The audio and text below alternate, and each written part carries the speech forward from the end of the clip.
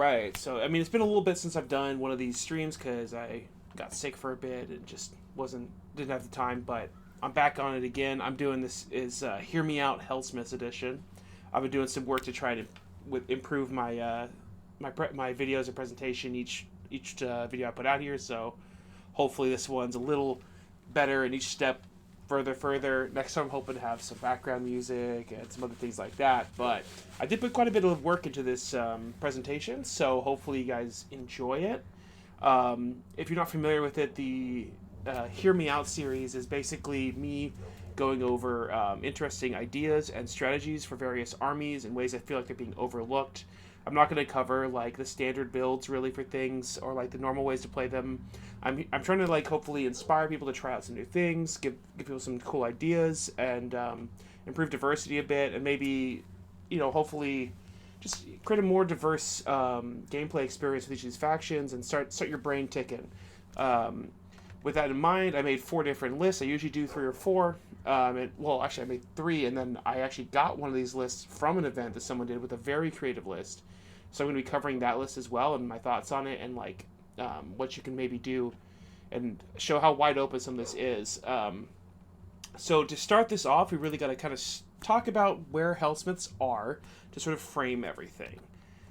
So Hellsmiths are, the simple way to put it is mediocre. They're not bad. Their win rate's like kind of right around 50%, but their win rate's around 50% in this very particular way. And anyone who plays them, and really even if you don't, you're kind of probably aware of this. Like, it's pretty easy to go 2-3 or 3-2, and you're just never going to go like 4-1 or 5-0 unless things go really, really well. There's a very small sample size here because this is only post Battle Scroll. And it's a little better than it was before, but before it was not much different than this, just a lot higher sample size, a couple more on each end, and like 1 or 2 5-0s, and a bunch of 2-3s and 3-2s. And people feel kind of stuck on this. There's a variety of reasons why they feel stuck in this win bracket. Part of it has to do with like how brutal obscuring can be. But I also think that a big part of it is that everyone's kind of doing the same build and not really thinking outside the box. They're sticking with what works, but what works isn't really working. So I would say that like probably, if it's not working, try it thinking outside the box here. So that's what we're going to try and do here. See if we can kind of change from mediocre to, like, I'd rather go 0-5 and 5-0 more often than stuck at 2-3 personally. So why are they stuck here? They've got a variety of innate weaknesses to them. They really do. It's they're kind of building, which I'm going to cover like all of those in a second here. But they do have like kind of inherent weaknesses. They got clunky rules, the generic list building. Some of the clunky rules, like, they just don't synergize well with each other. It looks good on paper, and then when you actually play it out, it doesn't quite work out the way you'd expect. Or it's a little bit harder to pull off than you thought it would be. I think a lot of that has to do with this being the very first version of this army. So some of the rules are like, oh, that's really cool, and then you play it, and you're like, it's really hard to actually do that. Or like there's like a subtle wording issue, or the timing's kind of awkward. But like the abilities are pretty cool. So there's some of those things that do inherently limit it. But I do think it has a lot of power to it as well. Like cool, interesting things. So how do we take those limitations and what we're experiencing and really bring something special out of it? That's kind of where the headspace that I try to stay in when I'm doing list building. Like, how can we really pull the most out of this? And some of it will stick, some of it won't. You're always kind of going to have some fail states, but here is the strengths that we're starting at. I'm actually going to move my camera down here. I think it'll be better.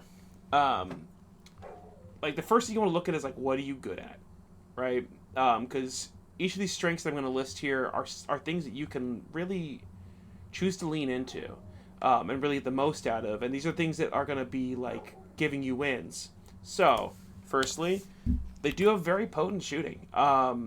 The artillery pieces are super strong. The razors do hit quite hard. There's a lot of scattered shooting throughout the army too. So you're going to get like a lot of extra shots from here and there that kind of add up to a lot of damage in the shooting phase. And a lot of cool abilities in the shooting phase. So you have a really strong phase for your army. That's stronger than I would say like 90% of other armies in this phase. They have a lot of AoE damage. If people cluster up or kind of jump in one area, you can do damage to a lot of units all at once, which makes them very good against like MSU. So sometimes you'll see people run up. MSU, by the way, stands for many small units, if you aren't familiar. It's the idea of running a bunch of cheap units and kind of overwhelming your opponent with many, many small units. That's not ever going to work against Hellsmiths. They have so much AoE damage, so much multi-target shooting, chip damage in multiple sections. You're just going to take too much damage on too many units, so it's pretty strong in that way. They are quite tanky, and they have a good amount of inbuilt healing here and there. They don't really have like recursion, but they have healing, and pretty good saves. They got ward saves. They got damage reduction, so they're really good at standing and not dying. The demonic power points mechanic definitely like helps you focus power into one point in one area. So if you can ascertain where you need demonic power points, they can overperform in that spot. That's a really hard ask. That's one of the biggest skill differentiators for Hellsmiths players is like, where do I need my points win and maximizing that. But when you do it right, it's pretty strong. And then lastly, they have some really good support magic and prayers. Like their prayers and support magic are some of the best in the game. Like almost any other army would absolutely kill to have these buffs that they have and these debuffs that they have. They're really, really good. But what are their weaknesses? This is really where they fall short. They don't have a lack of strengths. They have a few too many potent weaknesses that are kind of hard to overcome.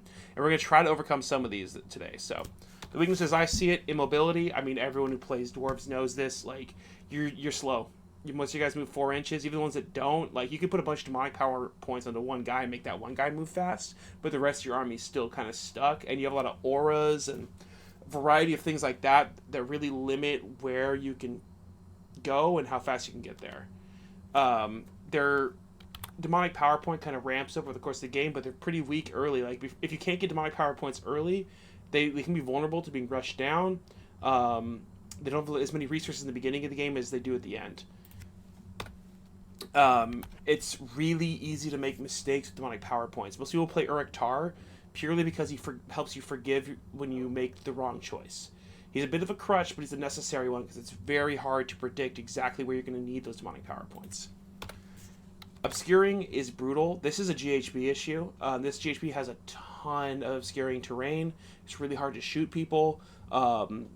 Shooting keeps having to drop in points because even though it's powerful, there's a lot of terrain, a lot of ways to protect yourself from shooting. Chances are that probably changes next GHB. It's hard to say, but like right now, it's pretty rough to be a shooting-oriented army. You have to do more than just shooting. So their greatest strength is severely limited.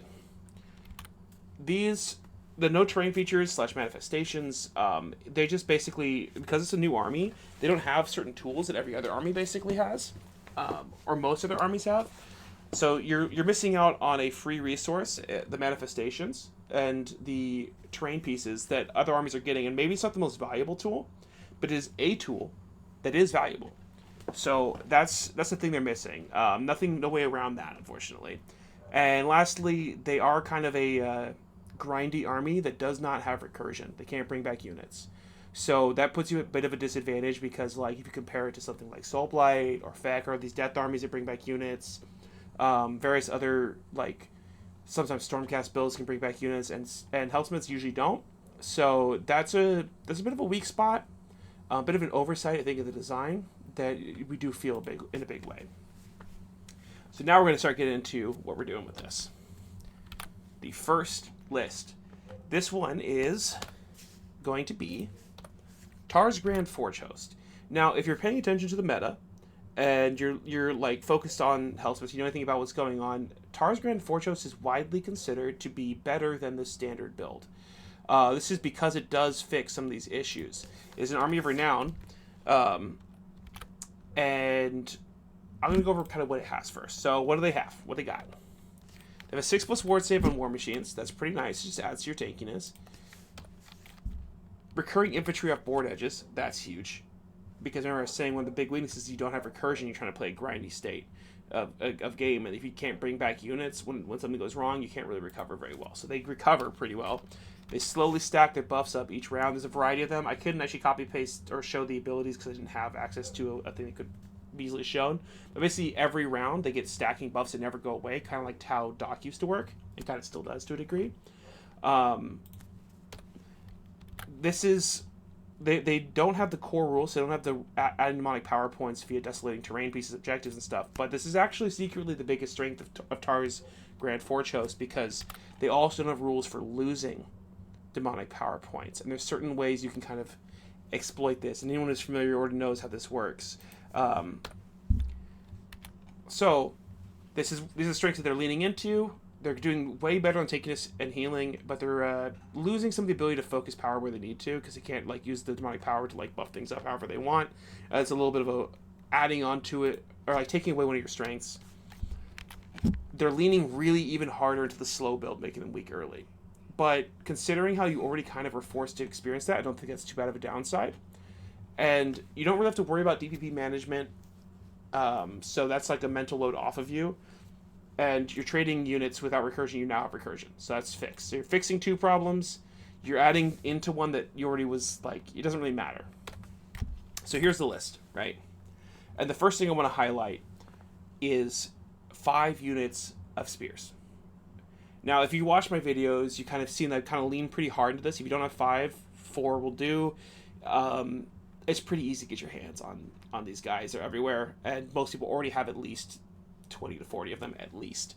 But if you're going to play Taar's Grand Forgehost, I would strongly recommend you play 4 or 5 of these units. And you probably know where I'm going with this. It's because of this ability right here. So basically, the spears can give the targets demonic power points, which is already pretty good in the regular one.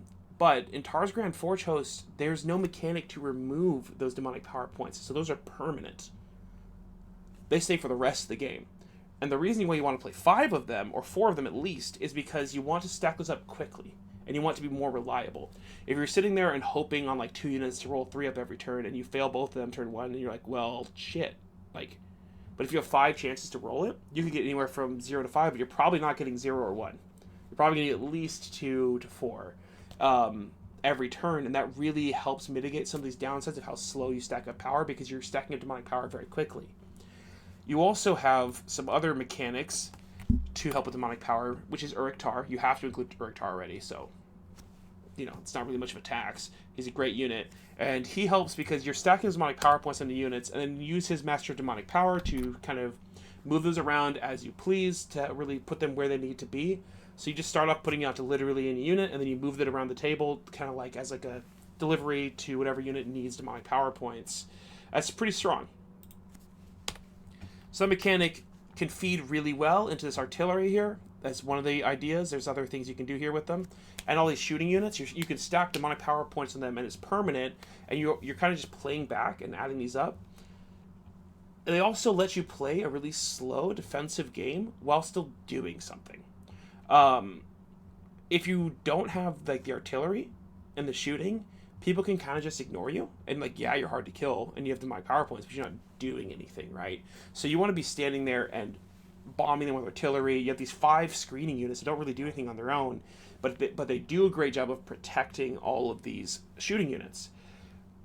And it doesn't seem that like crazy strong because you can hide from it, except for that if you go into objectives, if you're trying to push in, then you're going to start getting shot. And any unit that gets shot by this much shooting is a huge amount. And by like turn 2 or 3, you have most of these at 3 demonic power points for the rest of the game. And that's really, really strong compared to having not like 3 rend versus 0 rend. It's huge, and you don't have to really worry about, oh, which unit do I buff? Because it's just all of them constantly.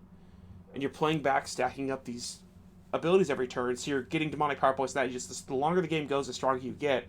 So you don't really have to do anything early game. Just play super, super safe, screen out a bunch of layers of screens, and just start stacking up points. And come turn 3, 4, 5, you're becoming an absolute powerhouse. And just you have like 12 demonic power points on the table or more. And you have all these stacking permanent buffs. So it's a pretty strong spot to be in. You also have really good magic control because you have 3 casts in this 4 casts, 3 casts in this list, and you have a prayer, and you have the Scourge of Giran War Despot. So you're like really, you have so much synergy going on, and support, and like it's really nice to just not have to do anything, right? So this list, I think, I'm not going to spend too much time on it, because this is sort of like, in a way, the standard way to build Hellsmiths right Because Taar's Grand Forgehost is like the way. If you want to get 5-0, it's like the only way because it's breaking some of the mechanics that are heavily limiting. But these next lists are going to be a lot spicier. These ones are ways that I think you could break past that 3-2 wall. So I think at least one of them is quite capable of a 5-0. It's one that I would pilot if I was going to bring Hellsmiths to a GT. I do have Hellsmiths. I do play them, but I haven't brought them to like tournaments. I kind of just play them on TTS and paint them. But one of these lists in particular I think is extremely strong.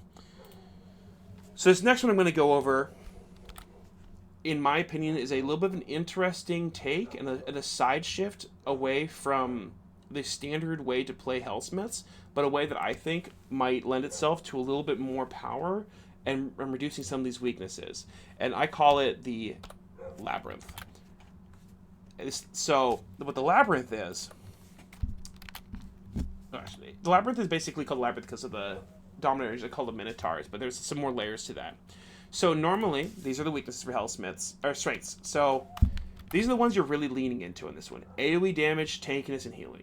So there's going to be a defensive build that has a lot of AoE damage. You're not really focusing quite as hard on these other ones. The weakness is, you're just accepting the immobility. You're just not going to try to move fast. And you have some mechanics in this one to basically help with the DPP challenges that you would normally have. So here's the list. Just the basics. You can kind of quickly scan over it if you'd like, but I'm going to be going over all of this and all the reasons for these. So the first thing I want to highlight is right here. These are going to be like the main way of winning with this list.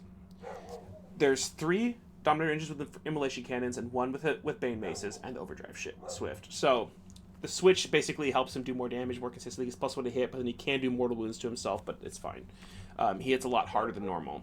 And if you see right above that, I got the Servile Automaton, which is leading into those as well. Primal Energy is very relevant. And then Industrial Polluters. So these are going to basically be the core what shapes this list.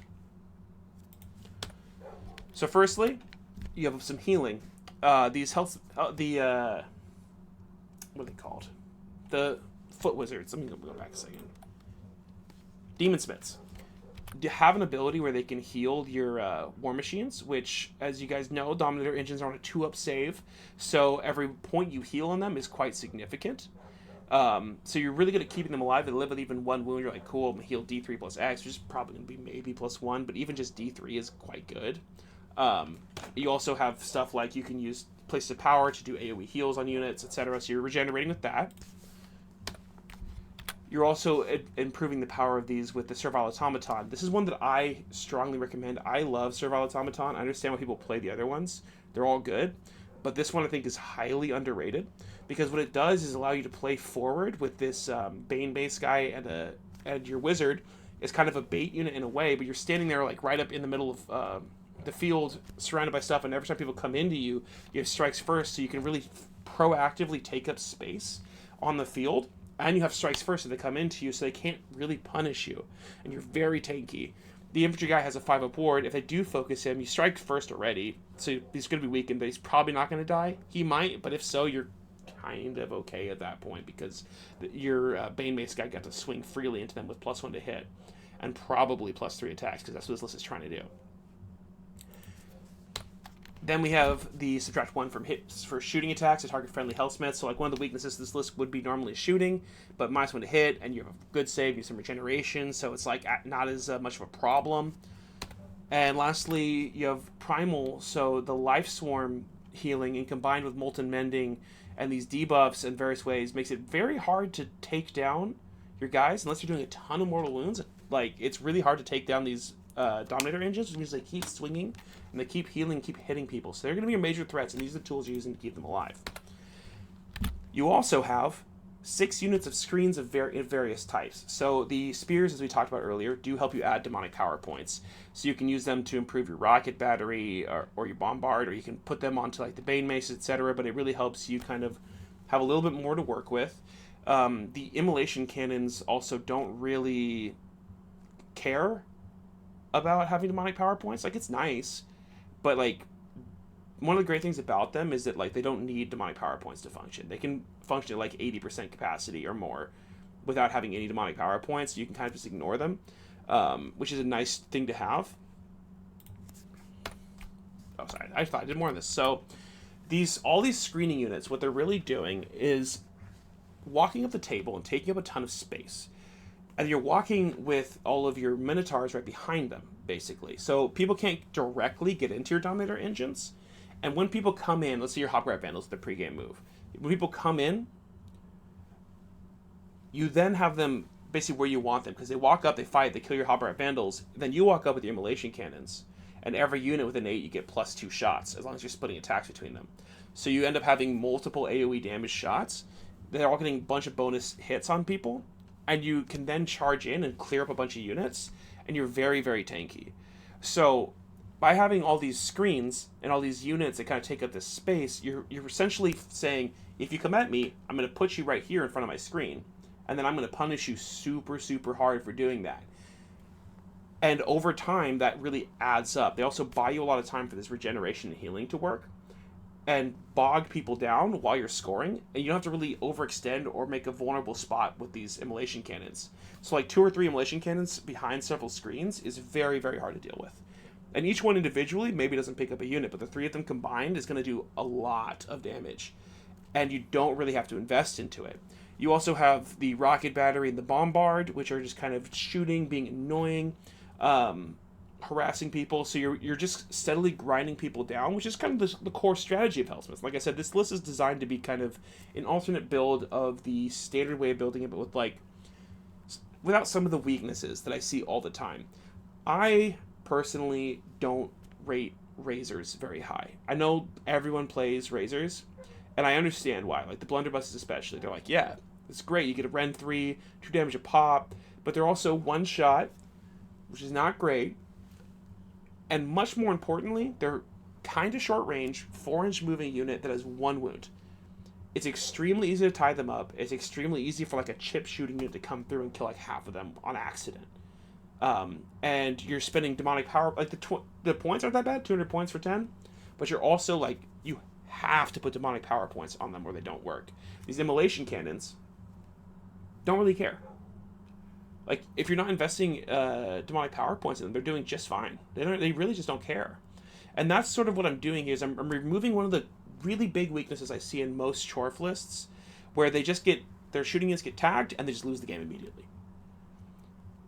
This list will just keep playing. It doesn't care. There's no unit in this list that losing it would feel all that bad. If you lost like 7 units at once, that would feel bad. Of course, that's true for anything. Like, there's no like target. There's nothing for me as the opponent to come and be like, I need to kill that unit, and if I do, I probably win. Like, you see, like, okay, well, the artillery, but like, I'm not like really spending any resources to keep their, like, I'm not leaning that hard into the artillery. They're just kind of there. If they die, you're like, oh well, because you're moving up the table aggressively with this and taking up space and beating them down with these Dominator engines, but it sucks to target Dominator engines because they're super tanky. So this basically is designed to be much more resilient, much more strategically flexible, and be one of those sort of things where it's just like a well-oiled machine. Isn't full of like these Rube Goldberg machines to try and get one unit to do damage. Instead, it's like everything's working together to do damage across the board and steadily grind your opponent out of the game. So that's my first list. This is the list that I would play at a GT. I think I could go 4-1 or 5-0 with this list. I think it's incredibly strong. There's a couple weaknesses to it, but this list I think is an absolute menace, and it's fairly simple to play. Mastery of it would be kind of is challenging, but like operating it is quite simple. And if you couldn't tell by the art, it is leaning into the bowls. So what this one's doing is taking these strengths and it's leaning extremely hard at the ability to focus power where it matters and just giving up on shooting and AoE damage entirely. Pretty big payoffs, but you're getting a lot for that. With the weaknesses, you're fixing the immobility and your vulnerability to obscuring. Those are really big right now. Like, anyone who plays Hellsmiths or any shooting army will tell you, like, the obscuring just loses you games. And there's certain maps where you just basically auto-lose because there's too much obscuring on the table. This list says, yeah, well, then I'm not going to try to win that way. So what is the list? Bushido. So, this one's using as you can see, a lot of bowls. And it looks like kind of a simple list at first, right? But I'm going to go over this. You guys are almost definitely familiar with how bowls work, but I'm going to just kind of go over it real quick to make sure the audience knows how it works. So, with these bowls, they're kind of a really, really high damage unit that is pretty squishy, but it hits very, very hard. The Sentinels also hit pretty hard, Demon Smith, on Feral Taurus, so you have all these units that move very fast. Bullfather's Horns also buffs them, so I'm going to go over these buffs. Oh, and Forbidden Power is important. So, this, honestly, the sub-faction kind of sucks. It really should be stronger than it is, but for this list, I actually think it works quite nicely. I wish it was better. I wish it was, like, add one move for each demonic power point, that way you can affect multiple units, whatever, but, like, it isn't, so whatever, but most sub-factions suck for this army. This one's the best we're going to get for this list. This is, like, the thing that's really known for with the bowls is the +1 to charge rolls for each demonic power point it has. +3 to charge is huge, and importantly, that's not just during your turn. It also works in the opponent's turn. So it's a very powerful ability that adds reliability and reach to your army. Adding 2 to move and 3 to your charges is functionally 5 extra movement on that unit. That's pretty strong. Lets you get your damage where you need it to be. Then we also have the this abilities on the Hellsmith on the Taurus. You get retreat and charge, and you don't take any mortals from that, so you basically can keep charging because you have a lot of charge bonus damage, and that really keeps you in the game, keeps you churning through stuff, prevents you from just tagging you lightly and then being like, cool, now you kind of lose. Instead, you can just leave and fight wherever you want to. It's a pretty strong ability, and then lastly, we have the Forbidden Power with the Soulscream Bridge. Most Hellsmiths players do play Soulscream Bridge for this reason. It's really, really strong because you get to teleport a unit and then you have +3 to charge, which is functionally a 6-inch charge. That's pretty nice. People can redeploy, but you can put yourself within range of 2 different units. So you're kind of like, one of them's going to redeploy, making to the other one. So it's a really strong synergy there with the +3 to charge. This is kind of the proactive thing. Most people are very familiar with this. I just want to go over it really quickly. So, now that we know, okay, we're bulls, we're leaning into bulls, we got some buffs, they're pretty strong, but, like, everyone knows that. Why is this list so good? So, first step, you have a pretty good amount of screening here. You got the small, Anointed Sentinels got so cheap, you can use them as screens now, in my opinion. Like a 130-point unit, it'll trade with most small units and win the fight, but also you can use it for screen, you don't really care if it dies, and there's 3 instead of Hobgrot Vandals, which have a pre-game move. So you can very proactively take up space, prevent your opponent from deep striking on you, start ahead on scoring, get in the way really proactively, and you really do not care if these units die at all. Right? So screening is critical with any list like this. Obviously, we know what screens are. Things do go wrong anyway. And this is sort of where this list starts to show a lot more of its true nature. Things always go wrong in games. So how do you prevent that from being bad? Like, anyone who plays Bulls will know, like, if you get doubled as the Bulls player, GG, right? Like, one bad turn, you're in a super awkward spot. Someone tags you, it's kind of annoying. Getting hit first is brutally bad. So screens do help, but people will find ways around your screens, especially, like, once they've killed 1 or 2 of them. It's tough, right?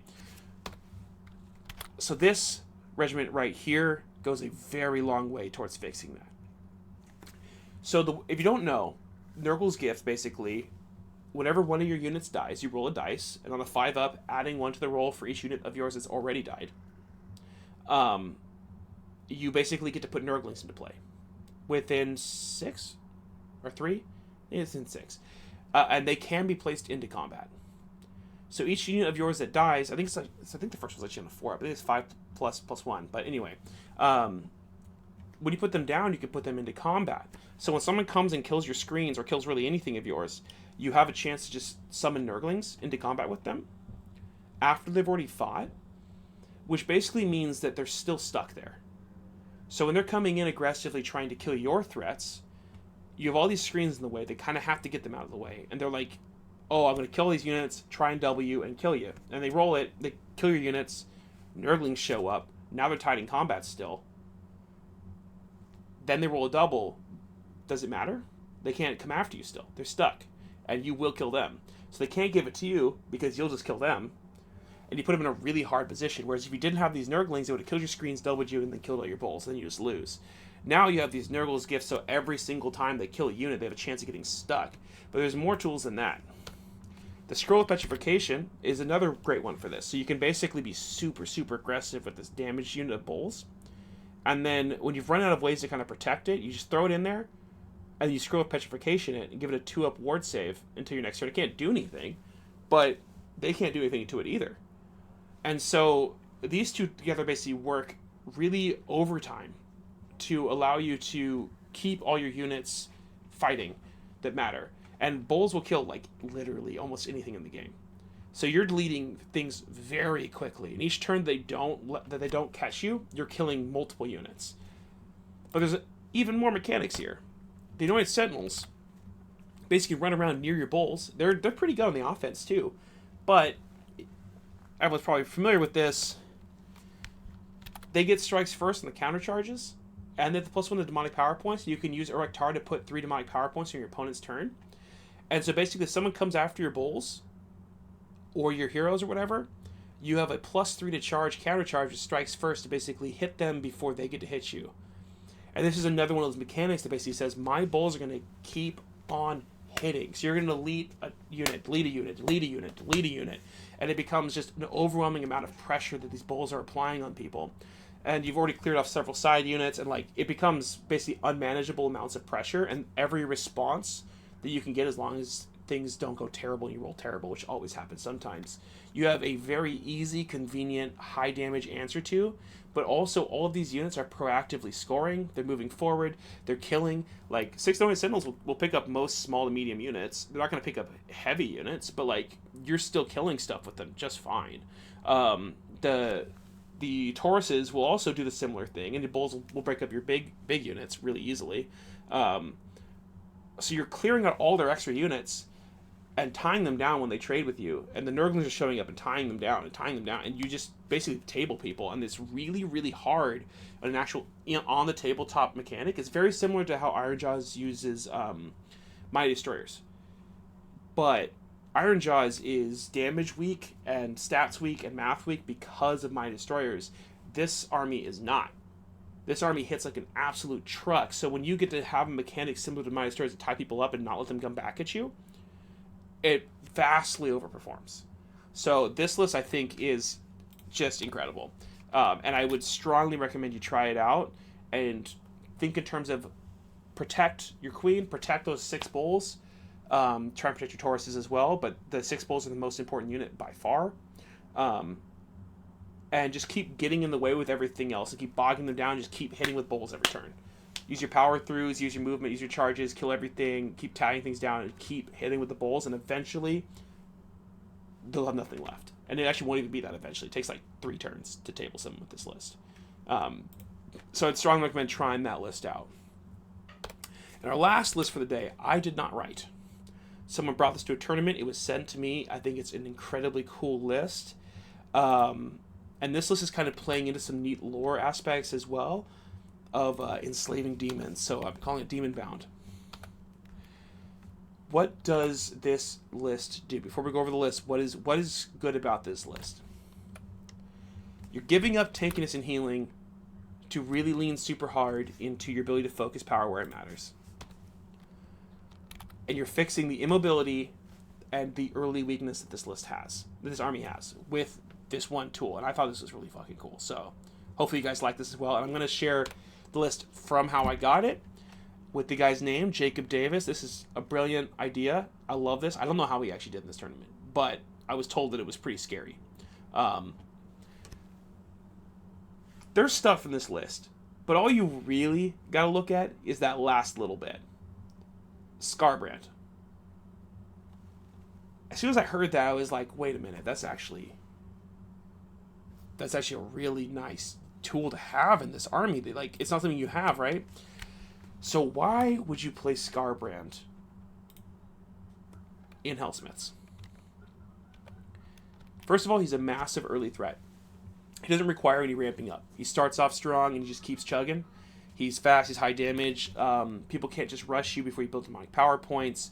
He doesn't require a grind. He will just delete things. So he does really fix some of those problems where you're kind of weak early in the game. He's a distraction carnifex. If you're not familiar with that term, it basically means a unit that like runs around the table causing chaos that you as a player don't really care if he dies, but your opponent cannot ignore him because he's applying a ton of pressure. He's just a high damage monster who's just killing stuff and making your opponent deal with it. And as they're dealing with it, you're gaining other advantages. So it's a really nice tool that the army kind of doesn't have because like the bulls, for example, they die very easily. And require pretty heavy investment to make them work. Scarbrand does not die easily. The bulls are also a big area, so it's like easier to get into them and stop them. So like they don't really have a good tool like this. Like it's just kind of throw it out there without support, let it do what it wants, disrupt your opponent with it, and buying time while the rest of your army is functioning. So that's pretty cool. Doesn't need demonic power points. That really, I've been saying since day one, like you should be playing Regiments of Renown in Hellsmiths because they're a unit that they're units that do not require demonic power points, which makes you much more efficient on the units that do. Because having more units on the table doesn't necessarily give you any more demonic power points. So you're splitting the same number of demonic power points among less units when you're using Regiments of Renown. So this definitely leans into that strategy. It's also a bit of a threat overload. If you're not familiar with that term, basically it means there's too many things to deal with at once that are like high priority. So you got the Scarbrand, 6 Bull Centaurs who are going to be doing a lot of damage. There's a couple other units that are like coming into you. You get the picture. Like the shooting, the Taar, like they're all kind of high priority, and they probably will each pick up a unit or two. And it becomes harder and harder to deal with them, and that's how threat overload tends to work. Now, Scarbrand is not without downsides. This list is leaning into a very specific strategy, and Scarbrand itself is a very specific unit with some serious downsides. So, if you don't know how it works, Scarbrand basically, in the Regiment Renown, if he's within 3 inches of something he has to fight, including your units. So he will kill your own models if you're not careful. I've seen this happen several times. It's super easy to fuck up and do, because you start thinking about it, and like, you deploy wrong, and all of a sudden he just kills one of your units, turn 1. It's tough, and Hellsmiths like to be in a tight castle, right? So, when you're in a tight castle and you're playing a unit like Scarbrand, you either have to put him like off to the side where he's super vulnerable, or you have to be very careful. So that's a real downside. You have a very low model count in this list, so oftentimes Hellsmiths are already kind of low model count because they're sort of elite. Scarbrand makes that problem more dramatic. And your list is very fragile. He's kind of fragile. This whole list is very fragile. Like, this is like glass cannon for sure, and it's very easy for things to go terribly wrong. If you're not risk averse, it's very fun, but like it's definitely a explosive game sort of army. I liked his list, but I was thinking about like if I was going to take this list and make some tweaks from my perspective, is just how I like to play. So this is not saying better or worse, but like it does help explore some of the thoughts about this list, right? What I would change in the list is this is how I would write it personally. I don't know if this is perfect, but I do think it does fix some of the problems here. While still getting most of the strengths, you are losing some of your burst damage, but I think you have plenty with Scarbrand, Taar, and the Bulls, and you don't need to lean that hard into it. So I took off some of the shooting, and I changed the tactics to Wrathful Intercept, which is a very weird tactic combo. I don't think I've ever played Wrathful Intercept, but I think it makes sense in this list. Wrathful lets you play like kind of more defensively early game, but then you want to fight in the middle of the game. So you kind of want to get behind and like you want to like go early, go aggressive, then fall behind, and then come back late game. And Scarbrand's real good at that actually, because he goes in, gets you ahead early, then he dies, and then you kind of fall behind. And then Hellsmiths have really strong late game, so you end up pulling back ahead, and Wrathful plays into that. Intercept Recover also works really nicely with Scarbrand, Bull Centaurs, Sentinels, and Taar. Like, you're pretty good at going and getting the things. It's sort of a weird combo. I've never had to play that before, but I think it works in this list. I also think that like the other one was playing like the missiles. I mean, not the missiles, the mortar. Oh, this should have been the mortar. Oopsie. Pretend that's the mortar. I clicked the wrong one. Very specifically, I think this list should be playing the mortar. And doesn't really care about the rocket battery. I don't think you need help killing targets in this list. So the rocket battery kind of, it's not as necessary. Like Scarbrand already solves that problem. All the problems that one does. So you actually want the artillery, the cannon, because the AoE turning off of command points with Scarbrand is disgusting. Because you just go up them, they can't redeploy away, they can't all defense, they can't countercharge, and they can't reroll charges at you either. So you basically come in, delete something, and they can't do anything about it. And then you can like redeploy and be annoying and make it difficult for them to get at you, and there's a high chance they fail it. And so basically their ability to respond to this death missile gets significantly worse when you have the mortar support that turned off all the command points around that area. So it really maximizes what Scarbrand's doing without having to play this sort of static gameplay. I'm also playing, as you can see, the War Despot, with a bunch of Infernal Cohort. That's because they're cheap, they take up space, and late game, once you've killed a bunch of stuff, they hold the center of the table and help you win on points at the end. Once you've cleared a bunch of the tables off, you're going to be sitting there scoring points. They kind of want to be in a melee, so it helps you score Wrathful. And they're very, very hard to deal with when most of the threats have been deleted from both sides. So they kind of just take up space there without really requiring significant investment. And they'll help you keep ahead on score whenever you want to. So this is like kind of how I personally would do it. There is definitely arguments to not do it this way. So like, I could see why he played the way he did. To me, this is a little bit more resilient and flexible. But either one I think is going to be good, and like I highly recommend trying this out. It seems like a super fun blast to play and pretty strong. I don't think it's like overpowered, crazy broken, like it's got its weaknesses for sure. But if you play this really well and maximize this, like I think this list is quite capable of something along the lines of a 4-1. Its inherent weaknesses means you'll probably like roll bad in one of the games and then get blown out and get doubled in a bad double and like, oh shit. But like that could happen to anybody. It just doesn't have like super, super resilient scoring tools, so things can go wrong. But like 3-2-4-1. But at the same time, this list can very easily go 0-5-1-4. Like if you misplay it, so like it's more volatile, and you probably could get a 5-0. It just would be pretty tough. Like I don't know, like a super heavy shooting army probably be pretty hard. But like it's a strong list. And if you get a little bit lucky in your pairings, I could see this going 5-0 if you really like fight. And his version of it too. Of course, it's gonna be very hard to play that well. Like 5-0 is always very hard. But I like it. I think it's strong. I think it's stronger than these generic lists I've been seeing with all the razors and stuff. So to kind of summarize where I stand with Hellsmiths, I think there is. I think people have been building them in a way that's very limiting. I think people are overly fond of the razors and really hamstringing themselves because I think the razors don't perform. Every time I fought against them, I easily pick them up and they do very little, but they're spending DPP every turn. Their whole formation is built around it. And I've never been impressed with them. So I think people should lean away from them. I think people should lean into Anointed Sentinels and really get creative with the builds. The point changes helped a lot. Especially with the Dominator engines. I think 170, they become very, very threatening for their point cost, whereas 190 was like, I'd probably rather take Bulls. Now they're sitting in a really strong spot. So I highly recommend people try out some of these builds. Let me know any ideas you have, because I'm also like experimenting on my own with them. And if anyone plays anything like these, hit me up. Tell me how your results were, what you think is working, what you think isn't working, because I kind of want to bring... I'm still painting them, but I'm working on my Hellsmiths right now, so... Anyway, that's kind of my video for the day. I will be uploading this to YouTube and sharing it around, so, give me a follow.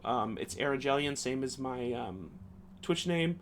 I'm super friendly, so, hit me up on Discord or whatever, comment on my videos. I'm very responsive, so...